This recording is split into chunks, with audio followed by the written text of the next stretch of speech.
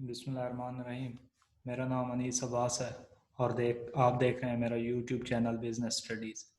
जैसा कि आप जानते हैं, हमने कैपिटल बजटिंग का कोर्स स्टार्ट किया हुआ था।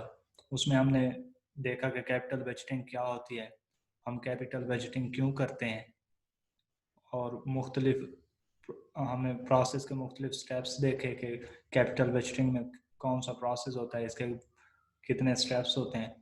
उसके बाद हमने कैपिटल बजटिंग टेक्निक्स देखी। हमने देखा कि दो किस्म की कैपिटल बजटिंग टेक्निक होती थी और उसमें से तकरीबन हमने कर ली थी, बस एक दो रहती थी जो कि आज हम एंड करते हैं।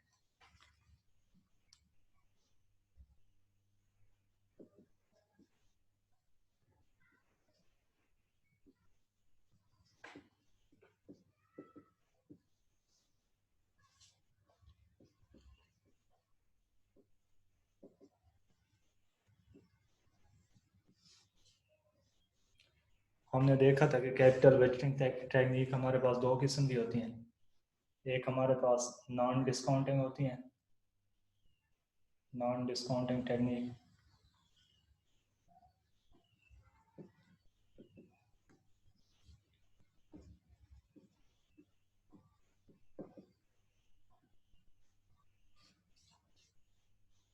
और दूसरी हमारे पास थी डिस्काउंटिंग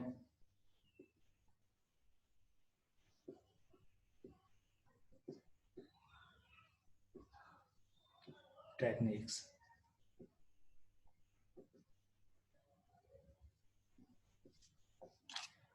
हमने नॉन डिस्काउंटिंग में दो किस्म की टेक्निक देखी थी। एक हमारे पास था पे बैक पीरियड,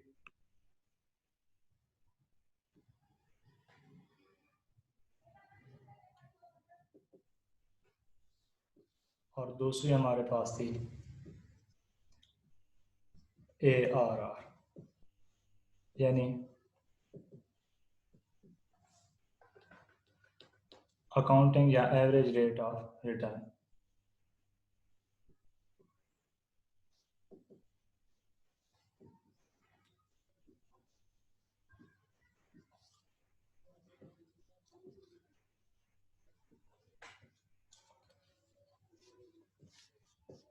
और हमने डिस्काउंटिंग टेक्निक में देखा था कि पहले हमारे पास थी NPV,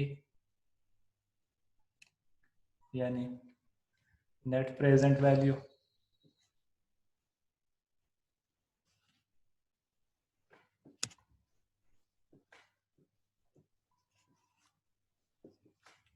दूसरी हमारे पास थी IRR, और तीसरी हमारे पास थी MIRR। चौथी थी हमारे पास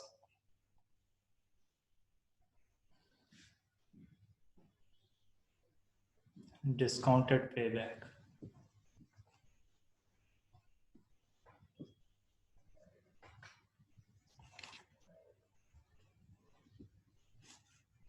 पेबैक पीरियड।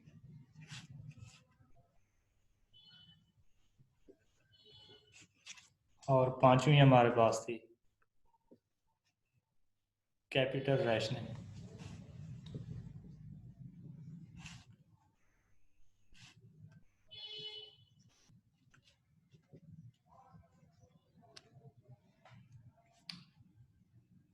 हमने ये दो टेक्निक पढ़ ली थी। अगर आपने नहीं देखी तो आप मेरे प्रीवियस वीडियोस में देख सकते हैं। और ये भी हमने पहली टेक्निक यहाँ से भी कर ली थी।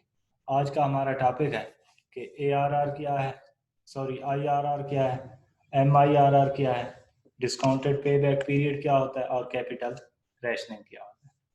ये चार टेक्निक आज हमने देखनी है। इससे पहले थोड़ा बहुत मैं NPV का और मज़ीद कुछ बताना चाहता हूँ आपको कि पिछली वीडियो वो हमने एंड कर दी थी, लेकिन उसमें कुछ चीज़ें मैं नहीं बता सका था आपको। तो आज हम स्टार्ट उसी से ही करते हैं। उसके बाद IRR, MIRR, discounted pay back period और कैपिटल रैशनिंग वो भी देखते हैं।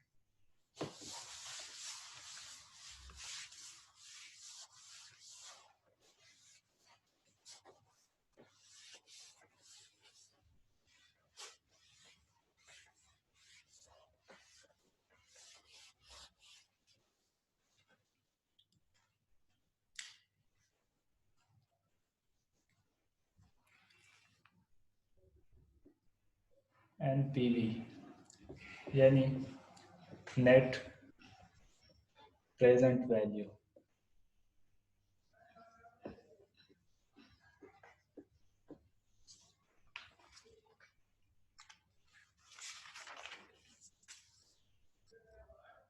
मैं ये ऑलरेडी पढ़ा चुका हूँ, इसलिए इसकी ज़्यादा डिटेल में नहीं जाना चाहता।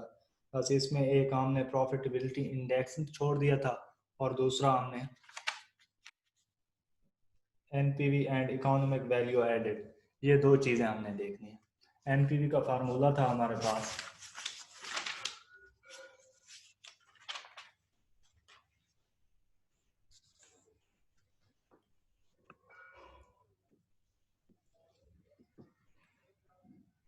Present value of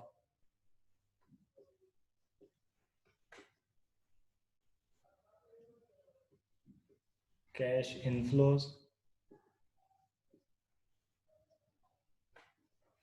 less present value of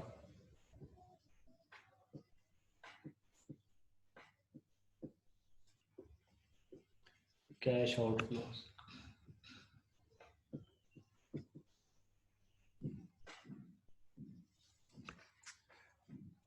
यानी कि कैश जो इनफ्लो होना है, जो कैश हमें किसी इन्वेस्टमेंट से रिसीव होनी है, उसकी प्रेजेंट वैल्यू और उसकी जो इनिशियल इन्वेस्टमेंट है या उसके बाद में भी कोई इन्वेस्टमेंट करनी पड़ती है तो उसकी प्रेजेंट वैल्यू, इन दोनों प्रेजेंट वैल्यू को हम अगर इनका डिफरेंस ले लें तो वो हमारे पास एनपीवी आ जाता था।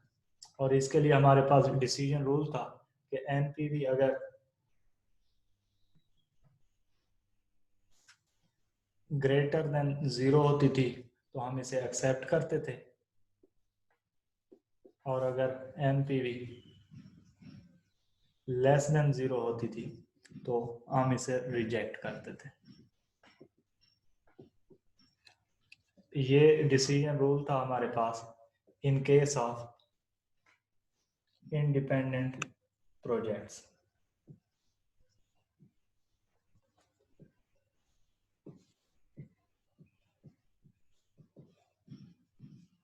और अगर हमारे पास म्यूचुअली एक्सक्लूसिव प्रोजेक्ट होते थे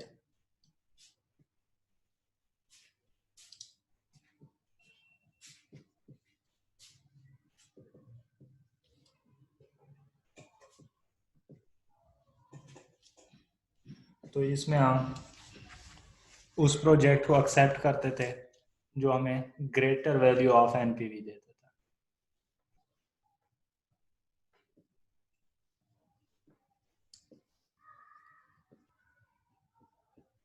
यानी हम रैंक बना लेते थे और जो उनमें से हमें सबसे ज़्यादा एनपीवी की वैल्यू दे रहा होता था, इन अदर वर्ड जिसकी, और ये पॉजिटिव में होती थी। एक एक हमारे पास लाजमी शर्त है कि पॉजिटिव हो और वो फिर ग्रेटर हो। यानी दो प्रोजेक्ट है हमारे पास, एक प्रोजेक्ट ए है और दूसरा प्रोजेक्ट बी है। ये नेगेटिव दे रहा है, ये पॉजिटिव एनपीवी दे रहा है, तो ये तो कंपैरिजन ना हुआ ना। हमने तो उसको एक्सेप्ट करना है कि उसको कंसीडर करना है कि जो दोनों पॉजिटिव दे रहे हैं। अगर एक नेगेटिव दे रहा है फिर तो हमें लॉस है, फिर तो हम बगैर इसमें जाने का कोई फायदा ही नहीं है, फिर तो डायरेक्ट हम रिजेक्ट कर देंगे। अगर दोनों पॉजिटिव दे रहे हैं और उसको फिर हम रैंक बनाते थे। लेट्स सपोज प्रोजेक्ट ए हमें +4 दे रहा है जबकि प्रोजेक्ट बी हमें +5 दे रहा है, तो हम +5 वाले को एक्सेप्ट करेंगे। यानी जो हमें एक तो दोनों दोनों पॉजिटिव दे रहे हैं और दूसरा कि वो जो ग्रेटर दे रहा होगा एनपीवी हम उसको एक्सेप्ट करेंगे। ग्रेटर एनपीवी का क्या मतलब है कि present value of cash inflow, यानी कैश का इनफ्लो ज्यादा है कैश के आउटफ्लो से। इन अदर वर्ड्स हमें प्रॉफिट हो रहा है। तो ये हमारे पास एनपीवी थी। तो ये थोड़ा बहुत इसलिए रिवाइज कराया ताकि अगला कंसेप्ट समझ आ जाए। यहाँ पे एक कंसेप्ट यूज होता है प्रॉफिटेबिलिटी इंडेक्स का।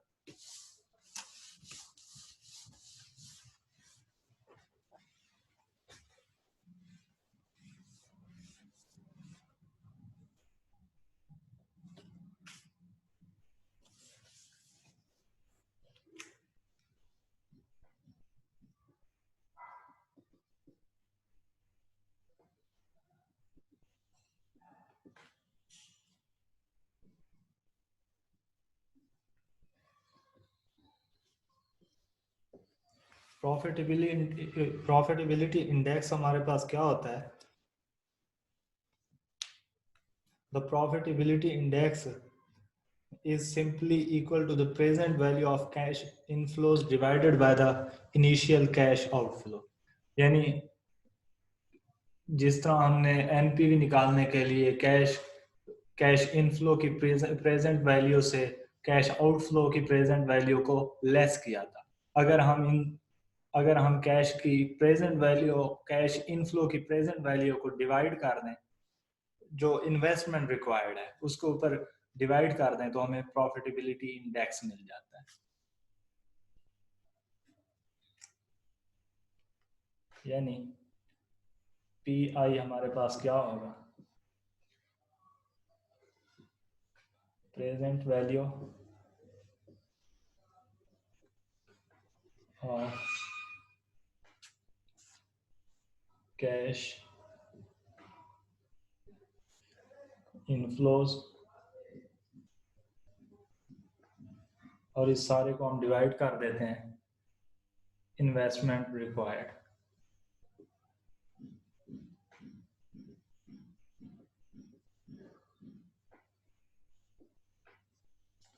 ये हमारे पास क्या आ जाता है? प्रॉफिटेबिलिटी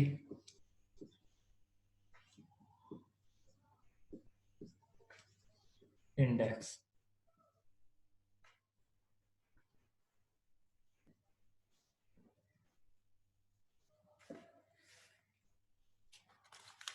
कि हम अगर कैश इनफ्लो की प्रेजेंट वैल्यू को उसके इन्वेस्टमेंट रिक्वायर्ड पे डिवाइड कर दें, तो हमारे पास प्रॉफिटेबिलिटी इंडेक्स आ जाता है।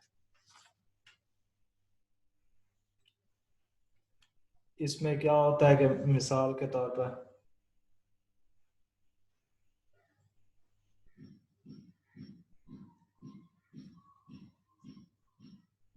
अच्छा, इसमें डिसीजन रूल क्या होता है? इसमें डिसीजन रूल होता है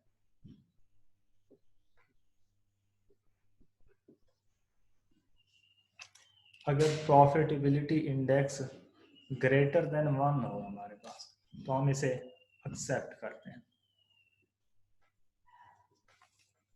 और प्रॉफिटेबिलिटी इंडेक्स हमारे पास अगर लेस देन 1 हो तो हम इसे रिजेक्ट करते हैं। अब इसकी एक एग्जांपल सिंपल सी ले लेते हैं कि हम रिजेक्ट और एक्सेप्ट का डिसीजन क्यों इस तरह कर रहे हैं। ये 1 के इक्वल क्यों किया है हमने?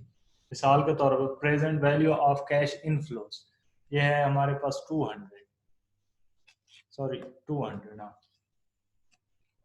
और हमारे पास इन्वेस्टमेंट रिक्वायर्ड है 300।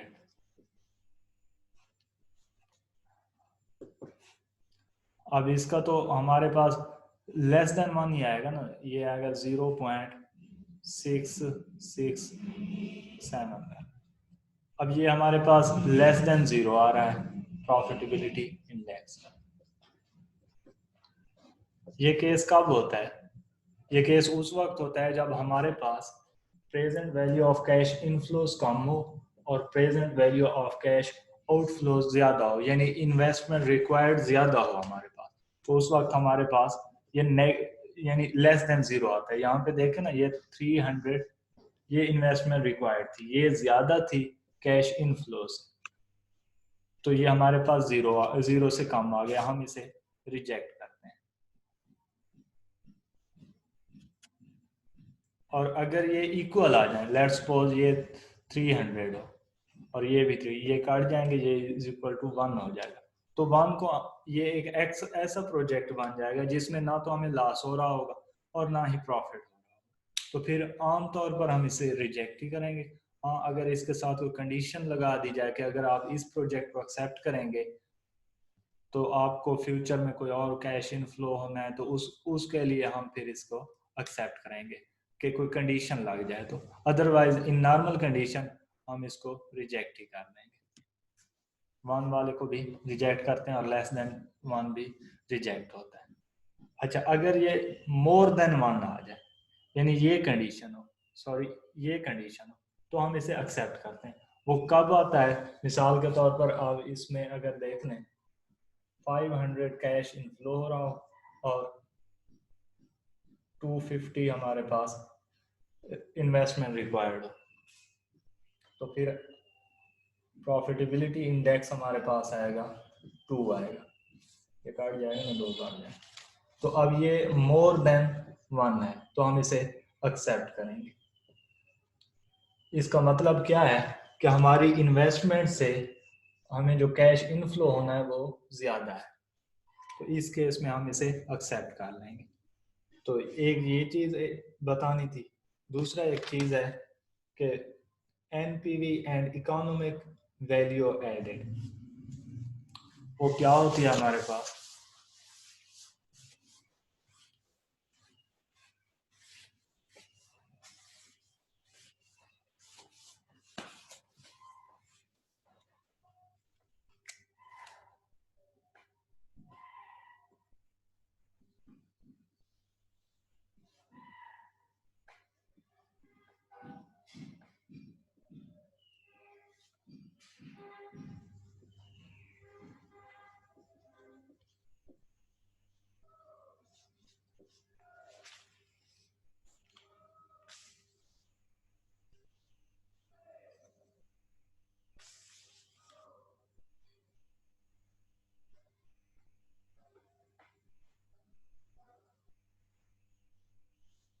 अच्छा, NPV and economic value added, अगर हम एनपीवी में से जो इन्वेस्टर रिटर्न एक्सपेक्ट कर रहे हैं, यानी रिटर्न जो हमें इन्वेस्टर को देना है, यानी कॉस्ट ऑफ कैपिटल है, उसको लेस कर दें, जो बाकी बचता है हमारे पास उसको हम एनपीवी वैल्यू एडेड कहते हैं।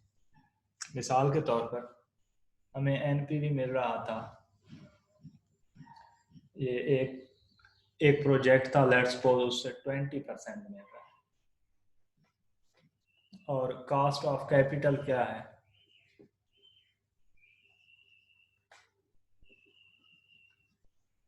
ये लेट्स सपोज हमारे पास है 15%। अब अगर इस एनपीवी में से ये चीज कॉस्ट ऑफ कैपिटल लेस कर दी जाए, यानी 20% लेस 15%, ये बन जाएगा 5%। अब ये जो 5% है, ये ऑर्गेनाइजेशन की वैल्यू में ऐड होगा। मिसाल के तौर पर के ये चीज पे कर देने के बाद, यानी कॉस्ट ऑफ कैपिटल जब पे हो जाएगी, बाकी ये 5% हमारे पास बच जाएगा, और ये 5% कहाँ जाएगा? ऑर्गेनाइजेशन की वैल्यू को मैक्सिमाइज करेगा। मैक्सिमाइज वैल्यू ऑफ ऑर्गेनाइजेशन, या कंपनी है जो भी, ऑर्गेनाइजेशन ही बोलते हैं।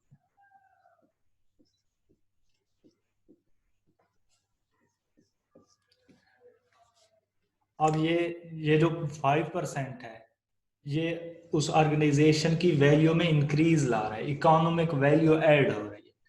इसको हम NPV, economic value added concept से याद करते हैं कि ये कंसेप्ट क्या होता है कि इकोनॉमिक वैल्यू एडेड के मिसाल के तौर पर अगर एनपीवी में से हम कॉस्ट ऑफ कैपिटल को लेस कर लें, जो बाकी एनपीवी बचती है हम उसे ईवीए यानी एन इकोनॉमिक वैल्यू एडेड बोलते हैं।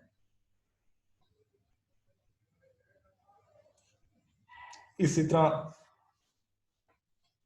प्रॉफिट प्रॉफिट का मतलब होता है कि हम अर्निंग में से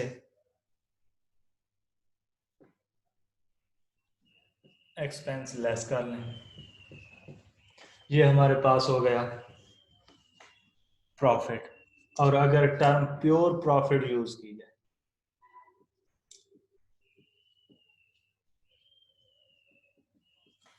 प्योर प्रॉफिट का मतलब क्या होगा कि अर्निंग में से या उस प्रॉफिट में से, मैं इसको डायरेक्ट प्रॉफिट ही लिख देता हूँ ये सारा लिखने की बजाय, इसकी जगह मैं प्रॉफिट लेस वो जो कॉस्ट ऑफ कैपिटल है, यानी इन्वेस्टर जो डिविडेंड वगैरह एक्सपेक्ट कर रहे हैं उसको लेस कर लिया, कॉस्ट ऑफ कैपिटल। तो बाकी जो हमारे पास बच जाता है इससे, उसे हम प्योर प्रॉफिट कहते हैं।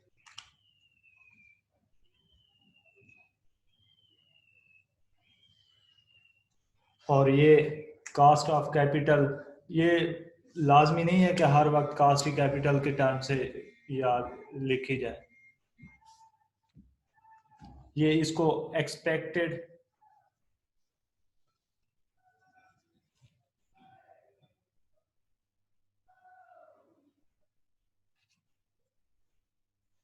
रेट ऑफ रिटर्न भी कहते हैं।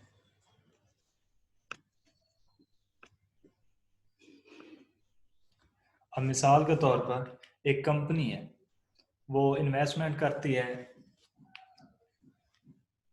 5 लाख की, और उसको एक्सपेक्ट हो रहा है कि प्रॉफिट होगा, उसको रिटर्न मिलेगा लेट्स सपोज 50,000। अब उस ऑर्गेनाइजेशन ने कहीं पे भी एसेट में इन्वेस्ट किया या कोई मशीनरी परचेज की, जो भी इन्वेस्टमेंट कहीं कर दी उसने, उसको तकरीबन 15 लाख इनकम हुई।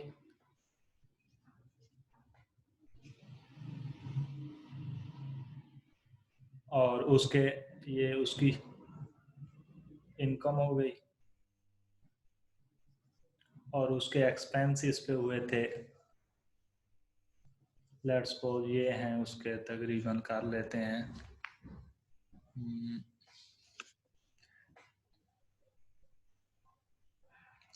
10,13,000, ये उसके एक्सपेंस थे। अब उस ऑर्गेनाइजेशन को प्रॉफिट कितना हुआ? डेफिनेटली 15 लाख में से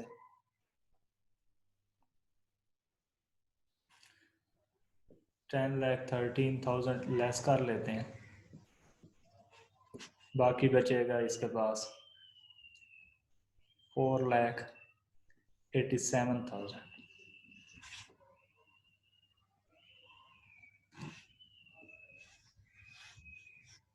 अब ये जो उसके पास प्रॉफिट है, अब ये उसके पास इसमें से अगर ये 15,000 जो उस एक्सपेक्ट कर रही थी वो लेस कर दिया जाए, यानी 15,000 ये लेस कर लिया जाए, तो बाकी जो बचेगा तकरीबन ये बच रहा है यहाँ पे 4,37,000। अब ये उसका प्योर प्रॉफिट होगा।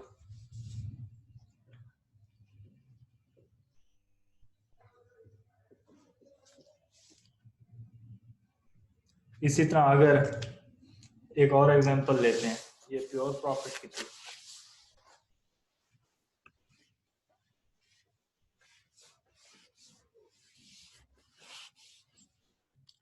एक ऑर्गेनाइजेशन ने 1 लाख इन्वेस्ट कर दिए, और उसे अर्निंग जो हुई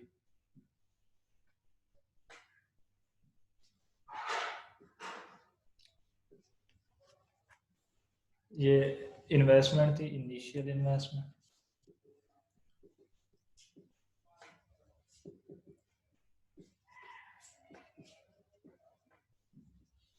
और इस पे 10% वो एक्सपेक्ट कर रहे थे, एक्सपेक्टेड रेट ऑफ रिटर्न था।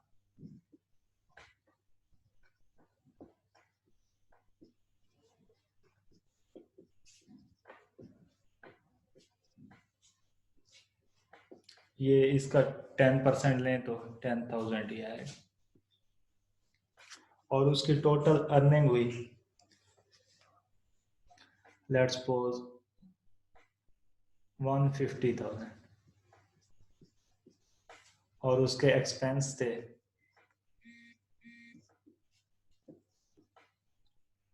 145,000,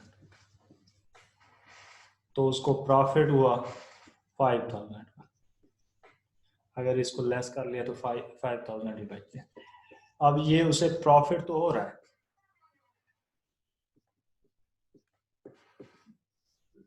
लेकिन ये प्रॉफिट उसकी ऑर्गेनाइजेशन की वैल्यू में कोई ऐड नहीं हो रहा, क्योंकि एक्सपेक्ट कितना किया जा रहा था, 10,000 एक्सपेक्टेड था, लेकिन एक्चुअल में कितना हुआ, 5,000 हुआ।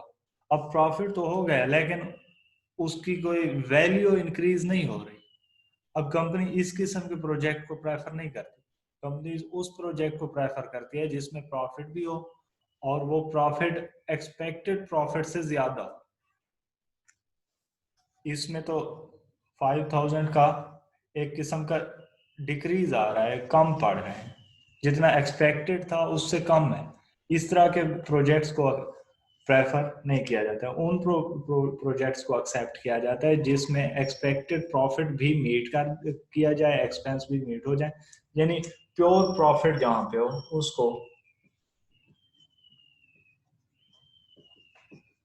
प्रेफर किया जाता है। और इसके लिए हम इकोनॉमिक वैल्यू एडेड का कंसेप्ट यूज करते हैं कि उसकी EVA कितनी है। तो ये था हमारे पास NPV। इसके बाद हम अपनी दूसरी टेक्निक पे आते हैं कि IRR क्या है।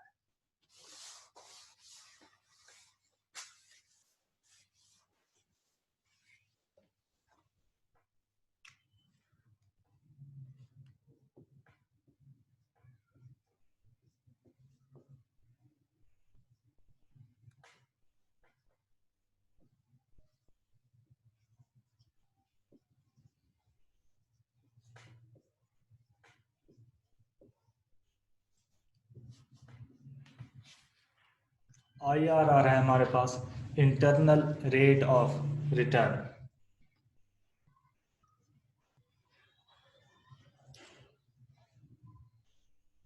ये वो रिटर्न होता है हमारे पास जब NPV 0 होती है,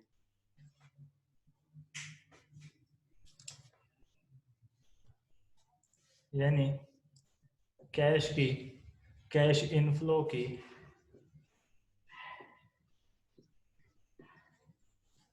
प्रेजेंट वैल्यू इक्वल हो जाती है present value of cash outflow.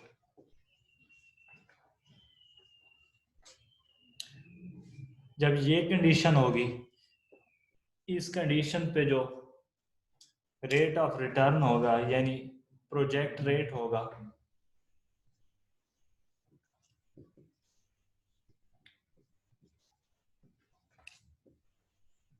इस प्रोजेक्ट रेट को हम IRR कहेंगे, यानी इंटरनल रेट ऑफ रिटर्न।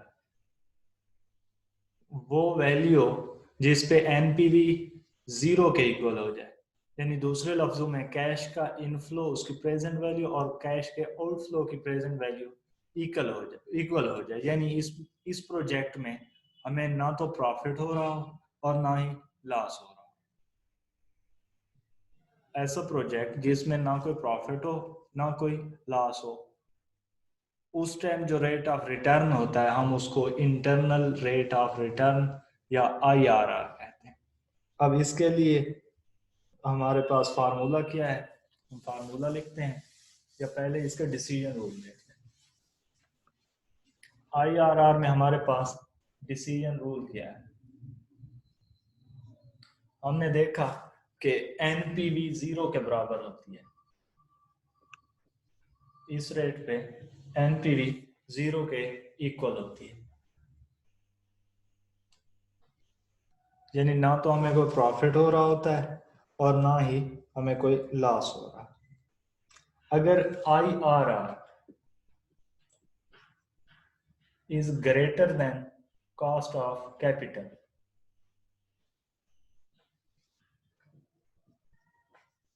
तो हम इसे एक्सेप्ट कर देंगे।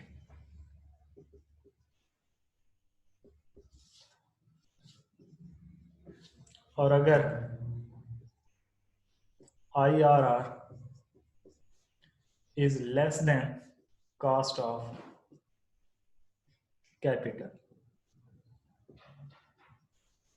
तो हम इसे रिजेक्ट कर देंगे। ये नहीं कि अगर IRR हमारे पास कॉस्ट ऑफ कैपिटल के इक्वल आ जाए, अगर हमारे पास IRR is equal to cost of capital, तो नॉर्मल केसेस में ये भी रिजेक्ट होता है। इसका हमारे पास मतलब क्या है कि IRR वो वैल्यू है जिस पे NPV 0 है, यानी ना तो प्रॉफिट है और ना ही लॉस है। अब इस वैल्यू से ग्रेटर हमें कोई रेट ऑफ रिटर्न मिल रहा हो तो हम उसको एक्सेप्ट करते हैं। यानी लेट्स सपोज अगर हमारे पास कॉस्ट ऑफ कैपिटल 10% है और IRR हमारे पास आ रहा है 15%, तो ये वाली कंडीशन है, हम इसको एक्सेप्ट कर लेंगे। और अगर ये 20% होता तो हम इसको, ये कंडीशन होती, रिजेक्ट करते हैं। इसके लिए डिसीजन रूल होता है IRR अगर greater than cost of capital आ जाए उसको एक्सेप्ट किया जाता है, जबकि less than cost of capital आ जाए तो उसको रिजेक्ट किया जाता है। अब हम इसको फाइंड आउट करने का फार्मूला देखते हैं और इसके रिलेटेड एक एग्जांपल करते हैं।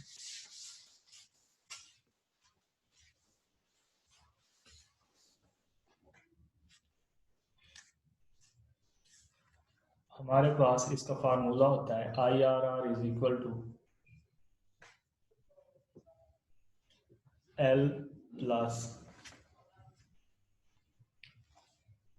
NPV at lower rate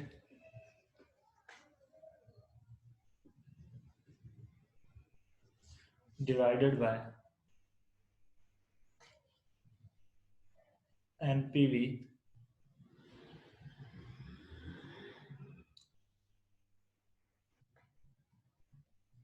lower rate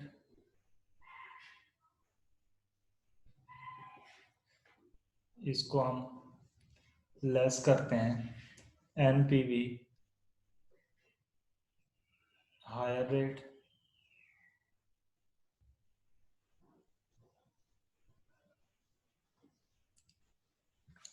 और यहाँ पे मल्टीप्लाई होता है HR minus LR।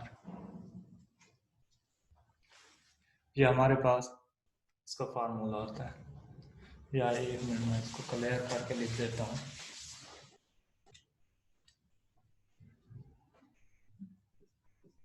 IRR is equal to L plus NPV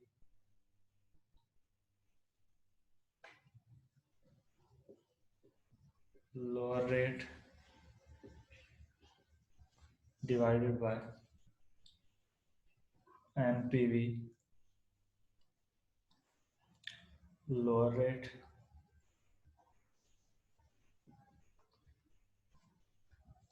इसको लेस करते हैं NPV हायर रेट से,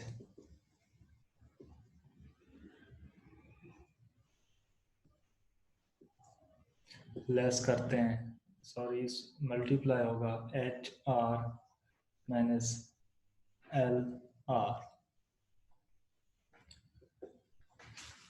ये हमारे पास NPV का फार्मूला होता है।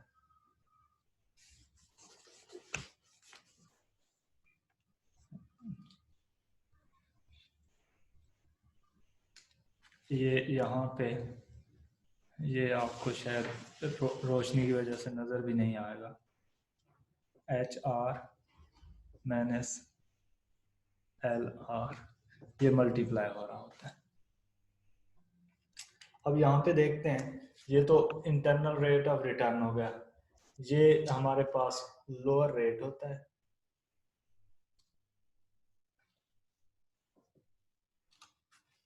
और अब देखें ना, लोअर रेट और हायर रेट का क्या मतलब है। हम दो बार एनपीवी निकालते हैं। हम अज्यूम कर लेते हैं कि अगर मिनिमम ये रेट ऑफ रिटर्न हो और मैक्सिमम ये हो, हम दो रेट अज्यूम करते हैं, एक लोअर होता है एक हायर होता है। लेट्स सपोज एक मैंने 10% अज्यूम कर लिया और दूसरा 20% अज्यूम कर लिया। अब मैं इस पे भी एनपीवी फाइंड आउट करूंगा और इस पे भी एनपीवी फाइंड आउट करूंगा। अब ये हमारे पास लोअर रेट ऑफ रिटर्न हो गया ये वाला, और ये हमारे पास हायर रेट ऑफ रिटर्न हो गया कि ये इससे ज्यादा है ना। तो फार्मूला क्या होता है कि लोअर रेट ऑफ रिटर्न यानी ये 10% plus NPV at lower rate of return, इस पे जो एनपीवी की इसकी वैल्यू आ रही होगी उसको यहाँ पे लिखें और डिवाइड इस पे होगा NPV lower rate of return यानी इसी की एनपीवी जो आएगी, और इसमें से लेस कर देंगे NPV higher rate of return. इस हायर रेट ऑफ रिटर्न पे जो एनपीवी आ रही होगी उसको हम यहाँ लेस करेंगे, और इस सारे से मल्टीप्लाई क्या होगा, एच आर यानी higher rate of return, H are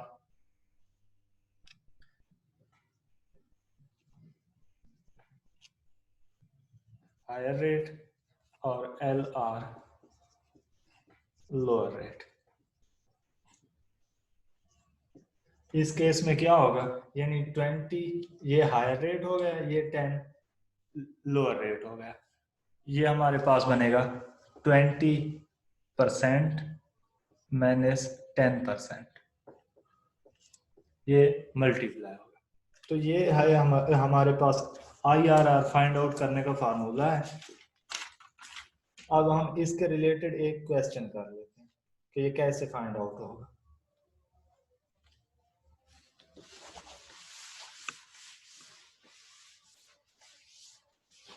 हम अज्यूम करते हैं कि हमारे पास एक प्रोजेक्ट है, उसको प्रोजेक्ट ए कहते हैं, या कोई भी प्रोजेक्ट को आप नाम दे सकते हैं। और वो प्रोजेक्ट ऐसे है कि आपने कहीं इन्वेस्टमेंट करनी है और इनिशियल इन्वेस्टमेंट है आपके पास 42,000, और उससे आपको 10% रेट ऑफ रिटर्न मिलना है, और ये 5 साल की इन्वेस्टमेंट है। आपको हर साल के एंड पे 14,000 रिसीव होना है, यानी कैश का इनफ्लो होना है। इनिशियल इन्वेस्टमेंट 42,000 है और कैश फ्लोज हैं एन्युटी के साथ हो रहे हैं कि ऑर्डिनरी एन्युटी होगी, हर साल के एंड पे 14,000 आपको रिसीव होने। अब इसका हम IRR फाइंड करते हैं। पहले हम इसको एक ग्राफ में वो टाइमलाइन में शो कर लेते हैं।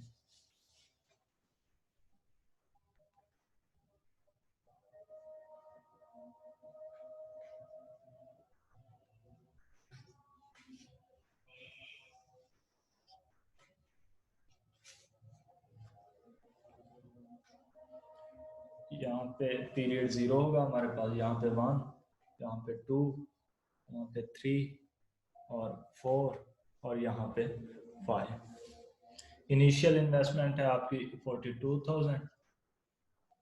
इसको ब्रैकेट में लिख रहा हूँ।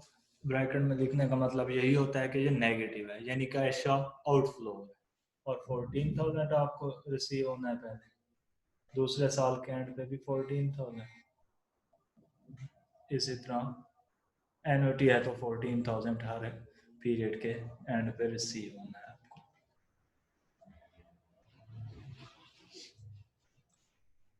अब इसमें हमने IRR फाइंड आउट करना है, तो हम पहले अज्यूम कर लेते हैं कि रेट ऑफ रिटर्न 10% है, और फिर हम अज्यूम कर लेते हैं दूसरा रेट ऑफ रिटर्न हमारे पास 20% है। अब एट 10%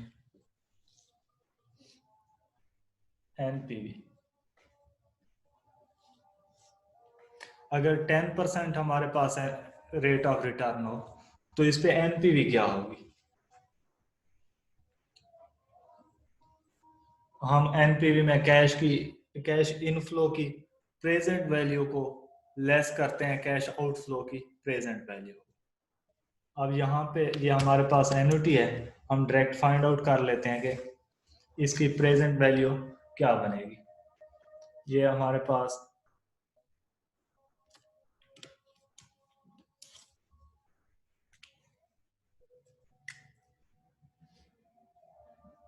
14,000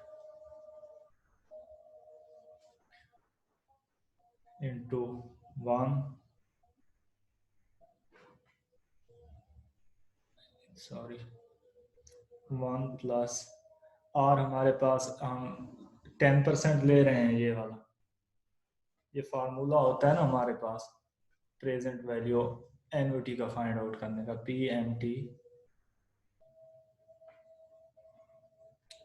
1 प्लस आर इसकी power n -1 divided by are.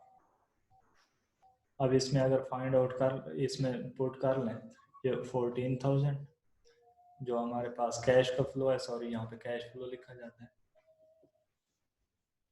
Multiply होगा 1 प्लस, और हमारे पास 10% है तो परसेंटेज जब खत्म होगी 0.10 बन जाएगा। इसकी पावर हमारे पास n, ये 5 है लेकिन ये नेगेटिव में आएगी क्योंकि हम प्रेजेंट वैल्यू फाइंड आउट कर रहे हैं, डिस्काउंटिंग कर रहे हैं। -1 डिवाइडेड बाय 0.1। इसको अगर हम सॉल्व करते हैं तो ये आएगा हमारे पास 1.10, इसकी पावर -5 प्लस होगा 1 डिवाइड होगा 0.10 मल्टीप्लाई होगा 14,000।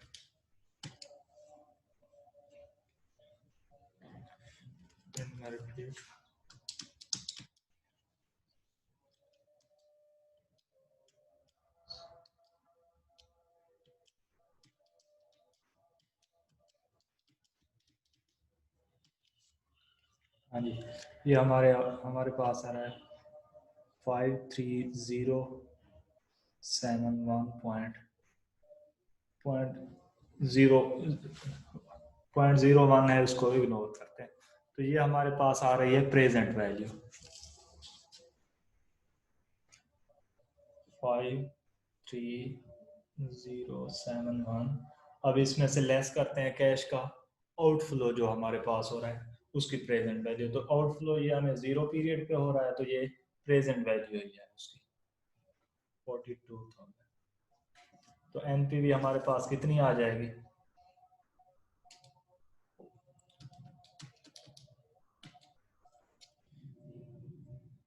11,071 पॉइंट, बस पॉइंट में फिर वो 04 है तो उसको इग्नोर कर।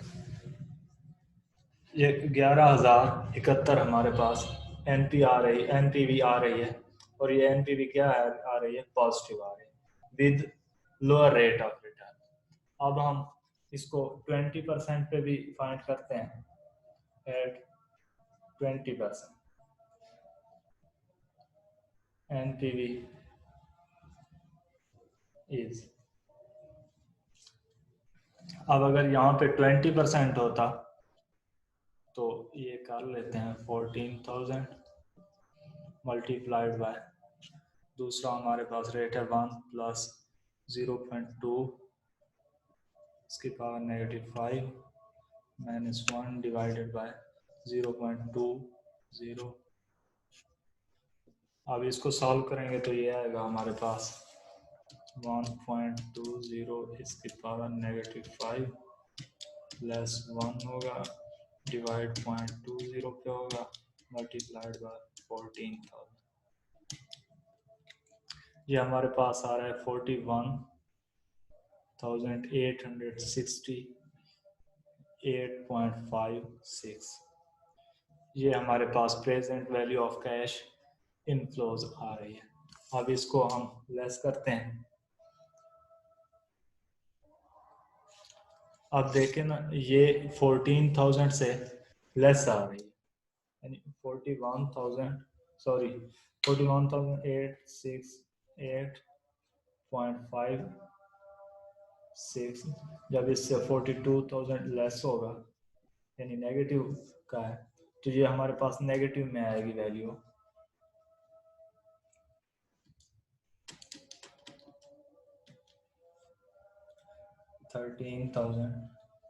सॉरी 131.43, तो ये हमारे पास नेगेटिव वैल्यू आ गई। ये अब हमने लोअर रेट और रेट पे भी दो रेट हमने अज्यूम किए, लोअर और हायर। लोअर पे भी एनपीवी फाइंड कर ली और हायर रेट पे भी एनपीवी फाइंड कर ली। अब हम इसको फार्मूले में पुट करते हैं और आईआरआर फाइंड करते हैं। आईआरआर का फार्मूला था हमारे पास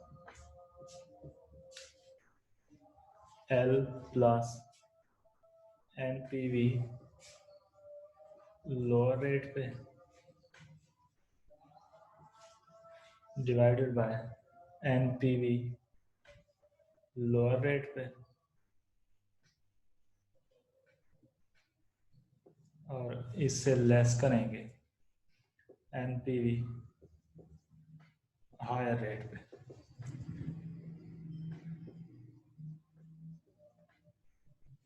और मल्टीप्लाई होगा इसके साथ H R minus L R, इसी में पुट कर लेते हैं। एल हमारे पास है, lower rate of return rate हमने जो रखा है वो 10% है, 10%। और एनपीवी जो लोअर रेट पे आ रही है वो हमारे पास आ रही है 11,071, और इस पे डिवाइड करेंगे एनपीवी लोअर पे यही आ रही है 11,071, और इसमें से लेस होगा हमारे पास ये जो हायर रेट पे हमारे पास ये एनपीवी हायर रेट पे है, जो ये 20% है, इस पे आ रही है 131.43, लेकिन ये नेगेटिव में आ रही है तो ये नेगेटिव यहाँ पे है। और इससे मल्टीप्लाई होगा एच आर हमारे पास कितना है, हायर रेट 20% है, लेस होगा 10% लोअर रेट। अगर हम इसको सॉल्व करते हैं तो ये हमारे पास बनेगा 10%, 11,071 डिवाइडेड बाय, अब ये नेगेटिव है और ये नेगेटिव, ये दोनों प्लस हो जाएंगे, ये आएगा हमारे पास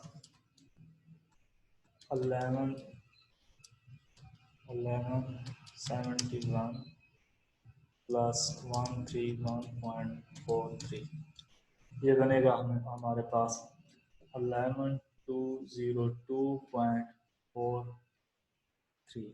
और ये यहाँ पे मल्टीप्लाई जो हो रहा है 20% माइनस 10%, बाकी बचेगा 10%। अब इसको डिवाइड करते हैं तो ये देखें ये जमा हो रहा था हिसाब 10% प्लस, अब ये जब 11,071 पे डिवाइड होगा 11,202.43, तो ये हमारे पास जवाब आएगा 0.98826 इससे मल्टीप्लाइड हो रहा है 10%। अब इसको 10/100 कर लेते हैं, ये इससे मल्टीप्लाई होगा तो ये इशारिया यहाँ पे आ जाएगा, ये सॉरी डिवाइड हो रहा है तो इशारिया मज़ीद आगे चला जाएगा, या ये 100 है तो ये 10 के साथ एक सिफर कट गई, दूसरी ये यहाँ पे आ जाएगा, ये 0। इसको अगर हम हल करते हैं, ये था हमारे पास 11,071 डिवाइडेड बाय 11,202.43, 0.9882677, इससे मल्टीप्लाई होगा 10/100। इसको अगर कर लेते हैं हम साथ, मल्टीप्लाइड बाय 10/100, ये इशारिया पहले यहाँ पे है, ये सिफर इससे कट गई, ये आ जाएगा 10% प्लस 0.0988, बस इसको राउंड ऑफ करेंगे तो इतना ही बचे। अब जब ये ऐड होगा प्लस 10/100 0.1988, ये हमारे पास ARR आ गया। लेकिन इसको अब जब हम परसेंटेज में कन्वर्ट करेंगे तो 100 से मल्टीप्लाई करेंगे परसेंटेज लेने के लिए, तो ये हमारे पास बन जाएगा 19.88। IRR हमारे पास आ गया। अब जो प्रोजेक्ट जो हमें इस पे रिटर्न मिल रहा है, अगर वो इससे ज़्यादा होगा 19.88% से, तो हम उसको एक्सेप्ट करेंगे, अदरवाइज रिजेक्ट कर देंगे। और अगर ये हमारे पास इंडिपेंडेंट प्रोजेक्ट्स हुए तो उसमें जो हमें हायर, उसमें हम इस क्राइटेरिया हमारे पास बन जाएगा ना कि रेट ऑफ रिटर्न 19.88% से ज़्यादा होगा तो एक्सेप्ट करेंगे, अदरवाइज रिजेक्ट कर देंगे। अगर हमारे पास हो म्यूचुअली एक्सक्लूसिव प्रोजेक्ट, फिर हम डिफरेंट प्रोजेक्ट्स का, जिस तरह इसका IRR फाइंड किया, दूसरे का भी IRR फाइंड करेंगे और उसमें से उनके रैंक बना लेंगे, जो ज़्यादा IRR दे रहा होगा, यानी रेट ऑफ रिटर्न जिस पे प्रोजेक्ट का रेट ऑफ रिटर्न ज़्यादा होगा, हम उसको एक्सेप्ट कर लेंगे। इन case of mutually exclusive project, हम उस प्रोजेक्ट को एक्सेप्ट करते हैं जिसका IRR सबसे ज़्यादा होता है।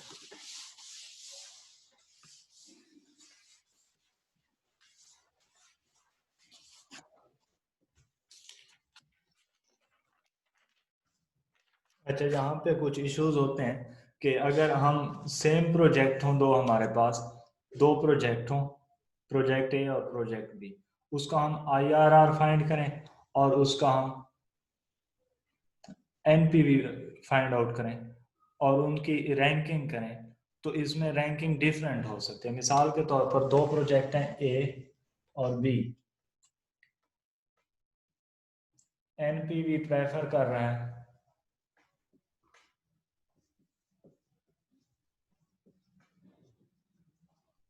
प्रोजेक्ट A को, और इन्हीं सेम दो प्रोजेक्ट्स को, इनका अगर IRR फाइंड किया जाए और वो प्रेफर कर रहा है प्रोजेक्ट B को, ये पॉसिबल है, ऐसा हो सकता है कि NPV एक प्रोजेक्ट को एक रैंकिंग डिफरेंट करे, जबकि IRR उसकी रैंकिंग डिफरेंट करे। ऐसा पॉसिबल होता है यहाँ पे, और अक्सर औकात होता भी है, और उसकी कुछ रीजन हैं। उसकी 3 रीजन है तकरीबन, या जैसे हमने एक एग्जांपल कर ली, दूसरी आप बुक में देख सकते हैं, ये उसमें वो इसका डिफरेंट IRR फाइंड कर रहा है, यानी रैंकिंग उनकी डिफरेंट हो सकती है। एक प्रेफर कर रहा है B को, दूसरा प्रेफर कर रहा है A को, रैंकिंग इनकी डिफरेंट हो सकती है।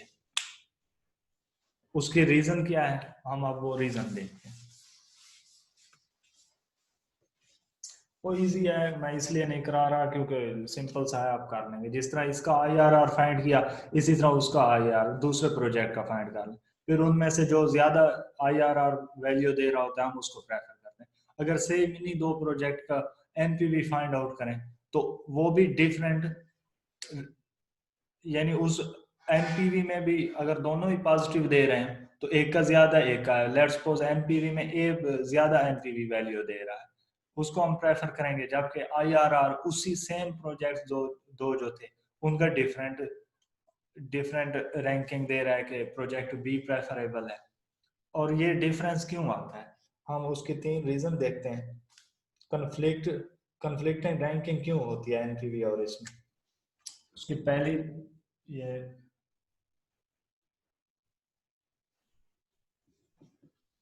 Conflicting ranking,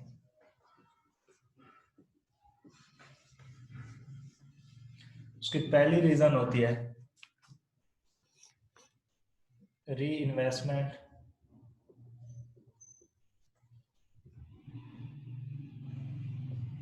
assumption।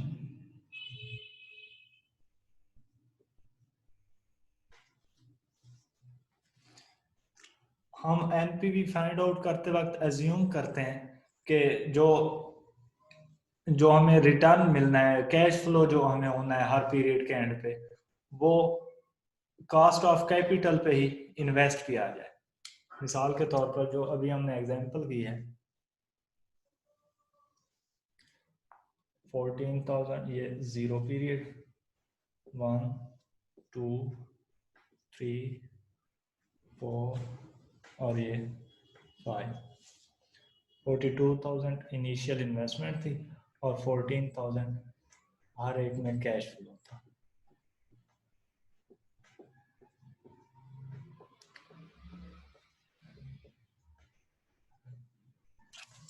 अब जो एनपीवी है कि ये जो कैश का इनफ्लो हो रहा है इसको दोबारा इन्वेस्ट किया जाए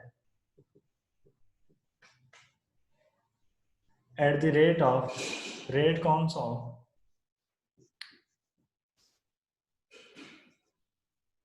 कॉस्ट ऑफ कैपिटल।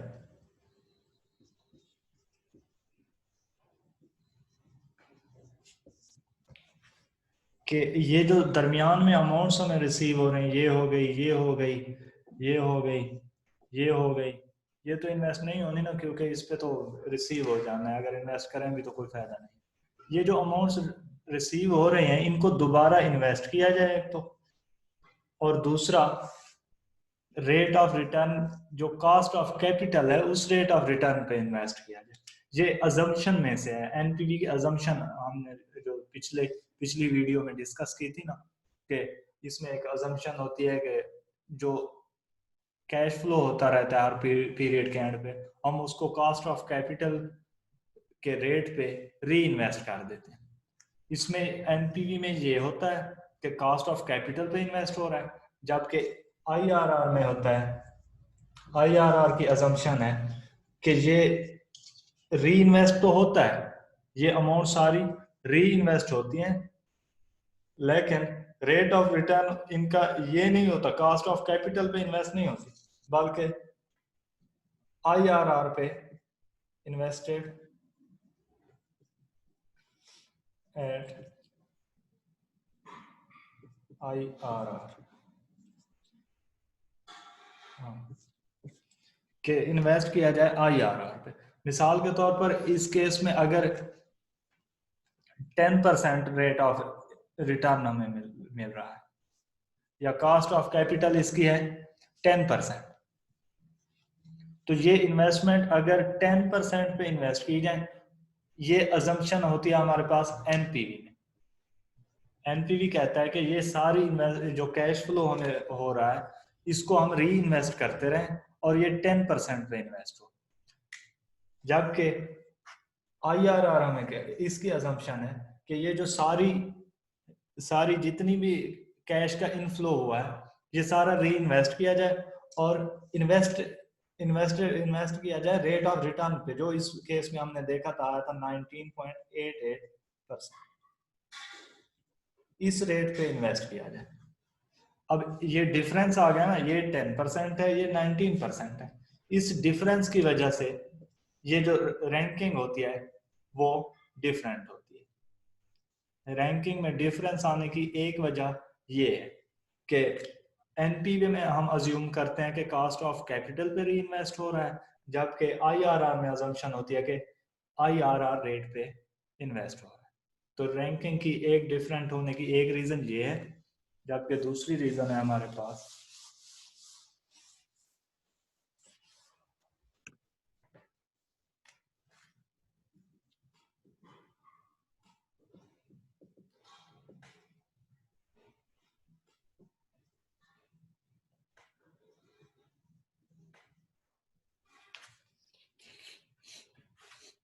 मिसाल के तौर पर हमारे पास दो प्रोजेक्ट हैं। एक प्रोजेक्ट ए है,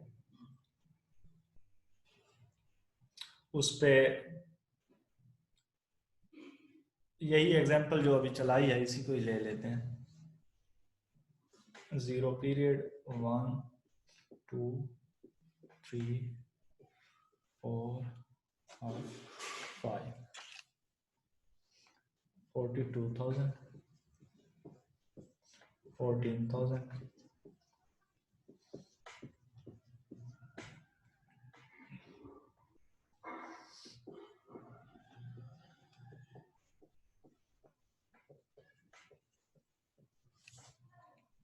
और प्रोजेक्ट ए तो ये हो गया हमारे पास। दूसरा प्रोजेक्ट बी है हमारे पास। 0 पीरियड 1 2 3 4 और 5। लेट्स सपोज 42,000 यहाँ पे भी इन्वेस्ट किया जा रहा है, या इसको 45 ही कर लेते हैं एग्जांपल है। 45,000 और 28,000 हमें रिसीव हो रहा है। लेट्स सपोज 28,000 यहाँ पे 12,000 10,000 10,000 और 10,000। अब ये दो प्रोजेक्ट है हमारे पास, एग्जांपल है। अगर हम एनपीवी फाइंड आउट करते हैं तो एनपीवी इसको प्रोजेक्ट ए को टॉप पे कंसीडर करेगी।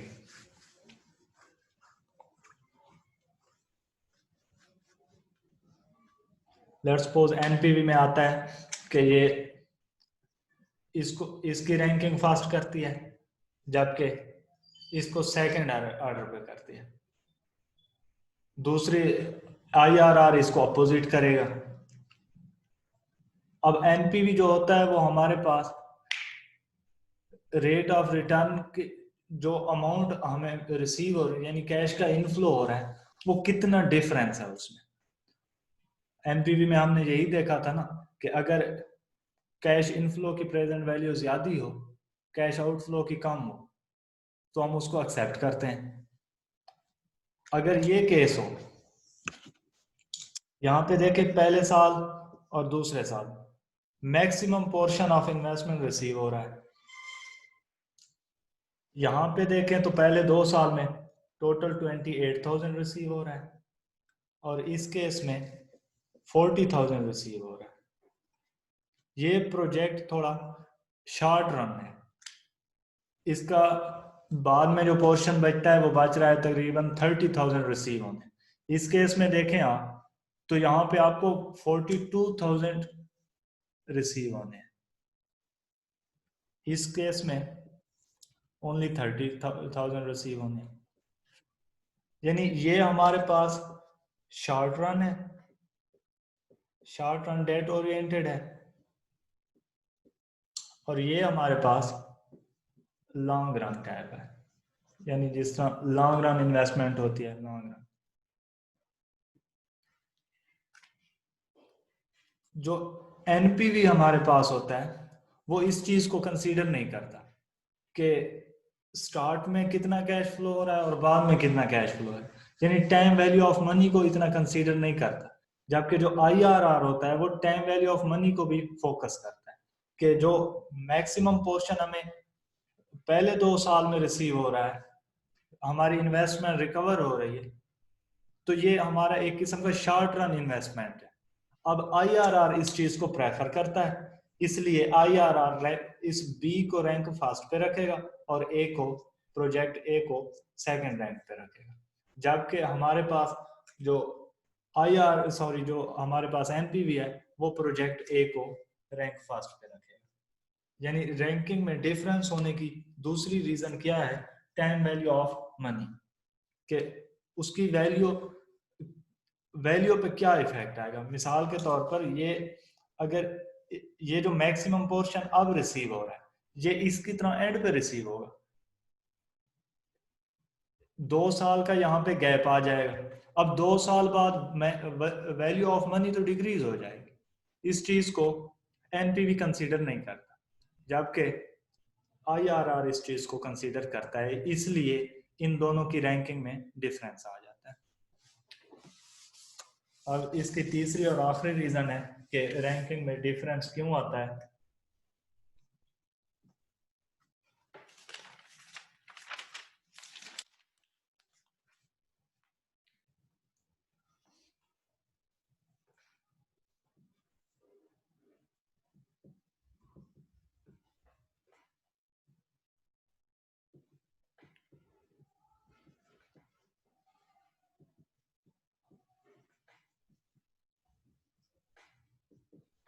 Magnitude of initial investment. मिसाल के तौर पर इसकी एक एग्जांपल लेते हैं। अगर आपको कहा जाए कि आप $2 आज इन्वेस्ट करें, ये प्रोजेक्ट ए है हमारे पास,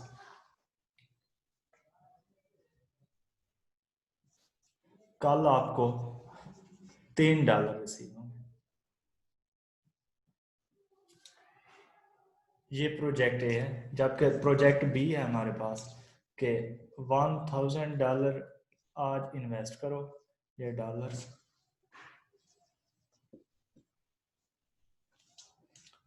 और कल आपको रिसीव होंगे $1100। अब अगर इसकी परसेंटेज देखें कि रिटर्न कितना हो रहा है, अब 2/3 मल्टीप्लाइड बाय 100, सॉरी ये नहीं होगा, यहाँ पे तकरीबन 50% हमें इन रिटर्न मिल रहा है।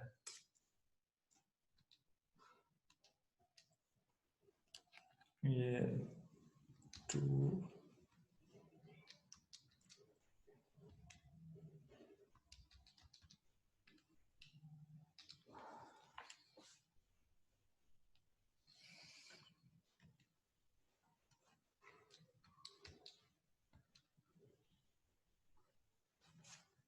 यहाँ पे हमें रिटर्न मिल रहा है 50%, यानी ये डबल होता तो 4 हो जाता ना, ये 3 हो रहा है, तो 50% इंक्रीज आ रहा है हमारे पास। रेट ऑफ रिटर्न यहाँ पे कितना है, रेट ऑफ रिटर्न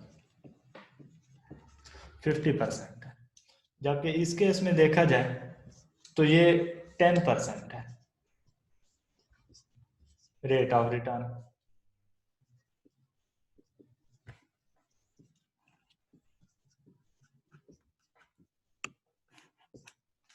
अब एनपीवी हमें क्या कहता है, उस प्रोजेक्ट को एक्सेप्ट करो जो रेट ऑफ रिटर्न ज्यादा दे रहा है।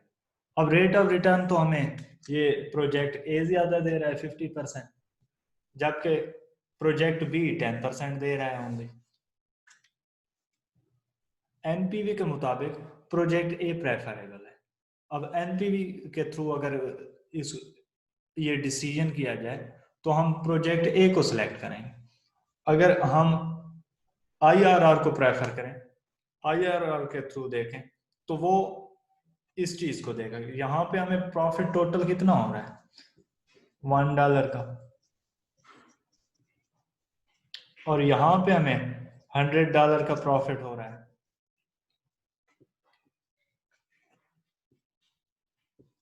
अब आईआरआर इस चीज को प्रेफर करता है कि टोटल प्रॉफिट हमें कितना हो रहा है। अगर हमारे पास 2 प्रोजेक्ट हो, एक में इन्वेस्टमेंट हो $2, सेम पीरियड हो उनका, यानी एक दिन $2 इन्वेस्ट करो, दूसरे दिन $3 रिसीव हो जाने, जबकि दूसरा प्रोजेक्ट है $1000 आज इन्वेस्ट करो, कल आपको $1100 रिसीव होंगे।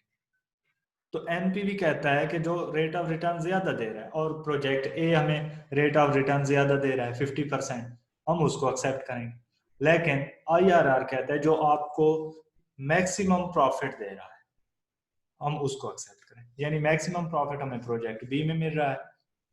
तो इन दोनों की रैंकिंग में डिफरेंस आने की तीसरी वजह है कि मैग्नीट्यूड ऑफ इनिशियल इन्वेस्टमेंट कितना है। अब यहाँ पे देखें $2 की इन्वेस्टमेंट है, यहाँ पे देखें $1000 की इन्वेस्टमेंट है। अब एक इनिशियल इन्वेस्टमेंट को फोकस कर रहा है, दूसरा उसको फोकस नहीं कर रहा, उसका मैग्नीट्यूड कितना है या प्रॉफिट उससे कितना हो रहा है। यानी रैंकिंग में डिफरेंस आने की तीसरी वजह यह भी है कि मैग्नीट्यूड ऑफ इनिशियल इन्वेस्टमेंट कितना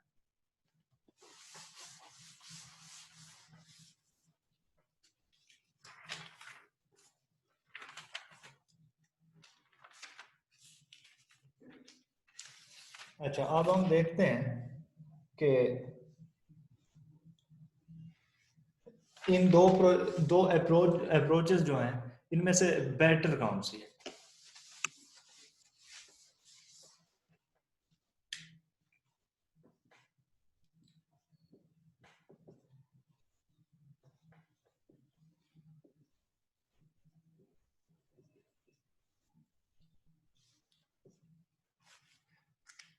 IRR बेटर है या हमारे पास NPV बेटर है, इन दोनों में से किसको फॉलो करना चाहिए।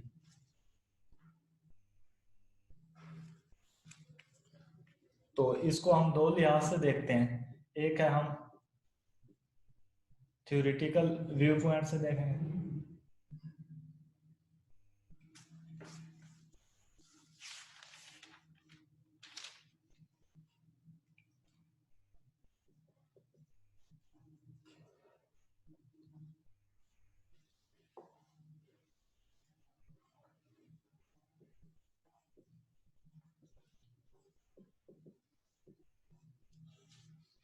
Theoretical point of view.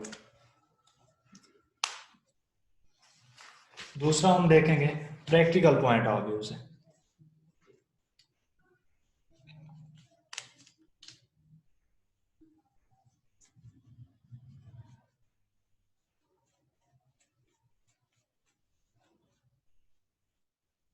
अच्छा, ये जो हमारे पास NPV होती है, ये रेट ऑफ रिटर्न को देखती है। यानी हमारे पास measure how much wealth of project increases, यानी प्रोजेक्ट की वेल्थ कैसे इंक्रीज होगी। मिसाल के तौर पर कैश आउटफ्लो से कैश इनफ्लो ज्यादा होगा, वेल्थ इंक्रीज होना देखा जा रहा है ना, कि अगर हम NPV में उसी को ही एक्सेप्ट करते हैं कि इनफ्लो ऑफ कैश ज्यादा हो as compare to outflow of cash, तो ये एक मैक्सिमाइजेशन ऑफ वेल्थ या मैक्सिमाइजेशन ऑफ ऑर्गेनाइजेशन वैल्यू इसकी तरफ हमें लेके जाती है। और ऑर्गेनाइजेशन का मेन मकसद ही यही होता है कि शेयर होल्डर की वेल्थ को मैक्सिमाइज किया जाए, उसके लिए ऑर्गेनाइजेशन की खुद की वैल्यू इंक्रीज करनी पड़ती है। तो ये जो NPV हमारे पास, ये थोड़ा share holder point of view से ये बेटर समझा जाता है कि इससे हम उनका जो मेन पर्पस है ऑर्गेनाइजेशन का कि शेयर होल्डर वेल्थ मैक्सिमाइजेशन, वो अचीव होता है। ये हर उस प्रोजेक्ट में कंसीडर करेगी कि इससे ऑर्गेनाइजेशन को कितना वैल्यू ऐड होगी। जिस तरह हमने इकोनॉमिक वैल्यू एडेड भी अप्रोच अभी मैंने आपको बताया कि EVA क्या होता है, तो ये हर एसेट को जज करती है, जज करती है कि इस एसेट से कितना कितना ऑर्गेनाइजेशन की वैल्यू में इंक्रीज है। ऑर्गेनाइजेशन का मेन मकसद ही यही होता है, तो इसलिए थ्योरेटिकल पॉइंट ऑफ व्यू से इसको प्रेफर किया जाता है। एक पॉइंट ये है। दूसरा है कि अगर जैसे हमने देखा कि सारे वो 14,000 का कैश इनफ्लो हो रहा था, फिर आगे भी 14,000 का, या दूसरी एग्जांपल हमने जो देखी 28,000 का इनफ्लो था, फिर 12,000 और एंड देन 10,000 10,000 एंड 10,000। यानी इनिशियल में कैश का आउटफ्लो हो रहा था, इनिशियल जो इन्वेस्टमेंट हो रही थी स्टार्ट में, उसके बाद कैश का इनफ्लो हो रहा था। ये एक कन्वेंशनल मेथड है। अगर इससे इस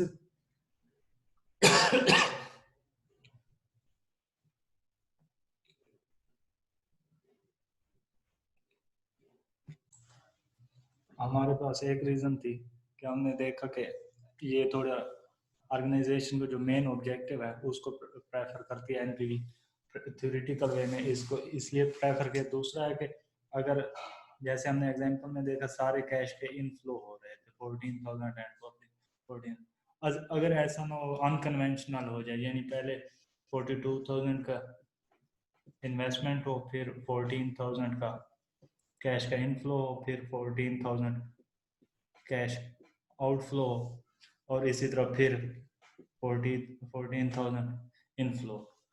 तो इससे जितना ये साइन चेंज होता जाएगा, इनफ्लो आउटफ्लो मिक्स होता जाएगा, उतना हमारे पास AIRR की वैल्यूज डिफरेंट है। यानी IRR 7 भी आएगा, 3% भी आएगा। जितना जितना साइन हमारे पास मल्टीपल होते जाएंगे उतना हमारे पास IRR की वैल्यू मल्टीपल होती जाएगी। तो इससे इनकंसिस्टेंसी होती है।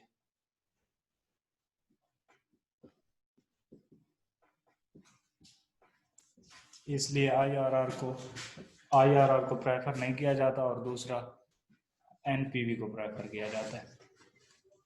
थ्योरेटिकल वे में तो ये कुछ रीज़न है जिसकी वजह से NPV को प्रेफर किया जाता है, जबकि प्रैक्टिकल व्यू अगर देखा जाए तो जितना NPV यूज होता है इन प्रैक्टिकल व्यू में, जितना NPV यूज होता है उतना ही IRR यूज होता है।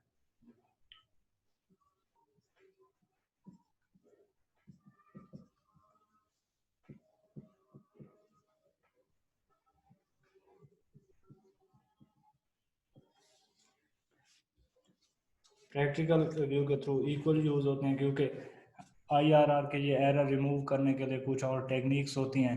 मिसाल के तौर पर अगली टेक्निक जैसे हम देखेंगे MIRR, यानी मॉडिफाइड IRR, जो इंटरनल रेट ऑफ रिटर्न है, उसके थ्रू ये जो इफेक्ट होता है इसको मिनिमाइज किया जाता है और ज़्यादातर यूज़ किया जाता है IRR। तो ये हमारे पास कुछ टेक्निक थी। इसके बाद अगली टेक्निक MIRR और बाकी कैपिटल रैशनिंग, ये हम अपने नेक्स्ट वीडियो